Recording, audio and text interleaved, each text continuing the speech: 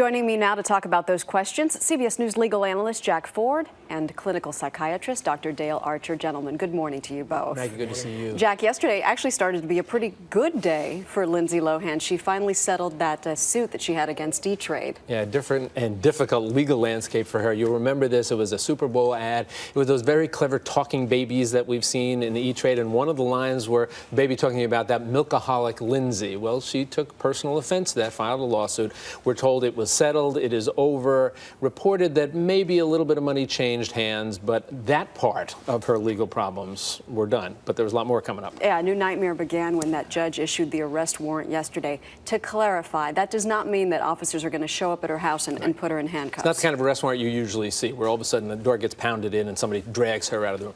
Basically, the court said, we're going to put a hold on this. It's out there. If you don't show up 8:30 Friday morning for a hearing, then we will come get you and bring you in handcuffs if we have to. But odds are she will be there Friday with her lawyer. The question is what happens when she gets there. Exactly. She could go back to jail because if she violates her probation, the judge has made it clear that she could go back to jail for another 30 days. But because she failed 2 drug tests, Jack, does that mean that he could actually sentence her to 60 days? Yeah, it's a possibility. I don't think there's any doubt that he's going to send her back to jail. If the court system is going to have any integrity, you know, they sent her to jail in the first place for 90 days and she did 14, and they sent her to a 90-day rehab. She did 22.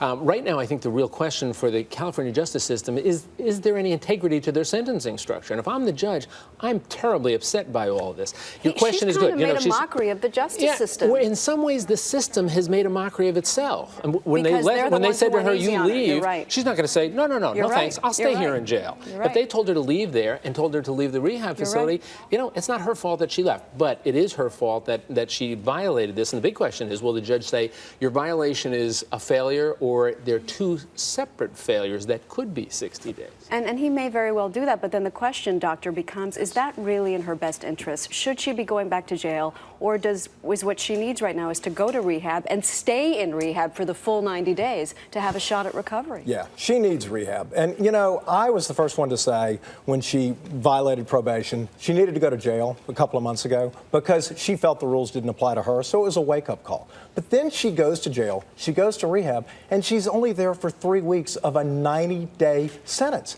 I don't understand that. I don't feel that she really had the tools to be able to get out and to maintain sobriety. So I look at the system and say, now, send her to rehab for 90 days. If you fail that, if you relapse, then you're going to jail. But at least give her the full 90 days. Give her a chance. She needs the treatment, and does she also need her parents to get on board? Her mother, Dina, to not deny what is happening, and maybe her father to be more involved in her life. Well, you know, one of the things you learn in rehab is that you're responsible for your own actions. No doubt the parents are a problem. They're enablers. But she has to maintain sobriety in spite of them. So a 90-day term, she learns about enablers. She learns about cravings. She learns about her addiction and how to stay sober.